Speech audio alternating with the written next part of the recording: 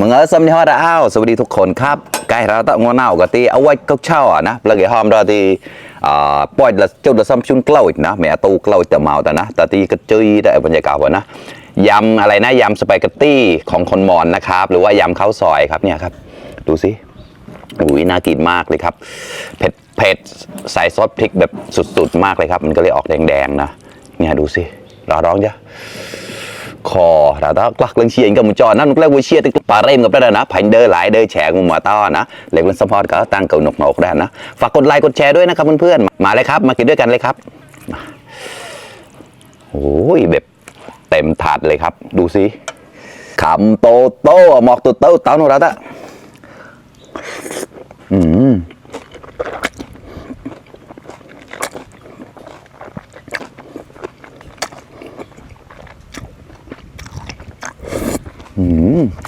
อร่อยขอแล้วนะ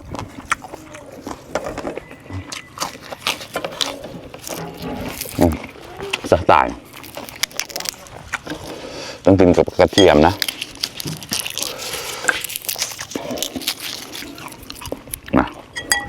กล้าได้mình có time cho với cuộc trao chụp chung lời tu lời biểu năng cái tí chung của mình này nè đã đó màครับคำโตหมอกตัวโตเต้าโนรัตอะ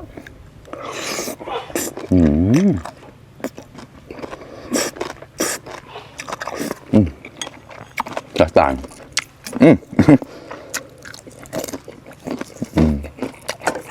แป๊กมาก่อน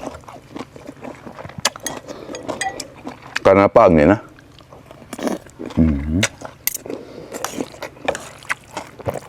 อร่อยมาก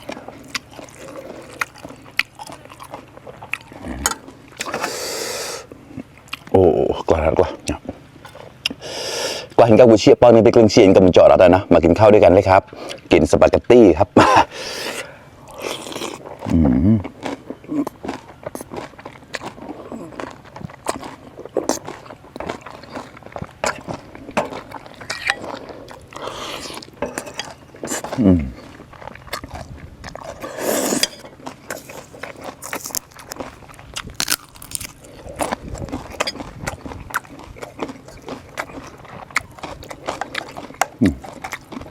ใส่หน้ากากหมูนะครับนี่ครับมาครับคำโตหมอกตัวโตเต้าโนรัตอะอร่อย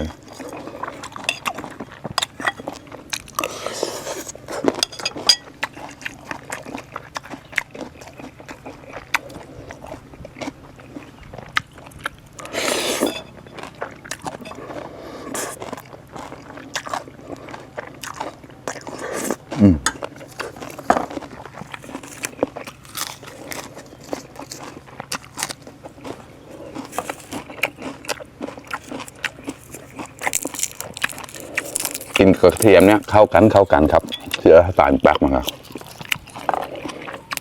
เหมือนสไตล์เนเชียแต่ได้ปนเงี้ยกว่าเราเลยดิบแบบพูดอะไรแล้วแช่กระต่ายจอด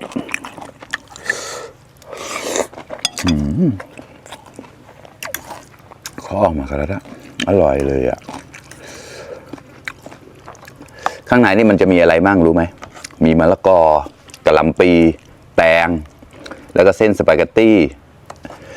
เนื้อหน้ากากหมูอ่ะหลายอย่างเลยครับมา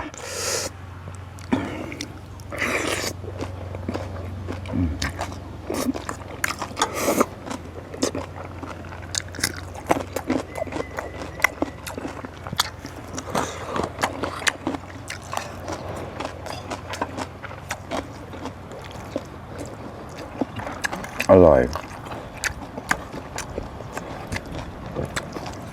ข้อออกมากันแล้วมาครับคำโตหมอกตัวโตเต้าโนรัตอะ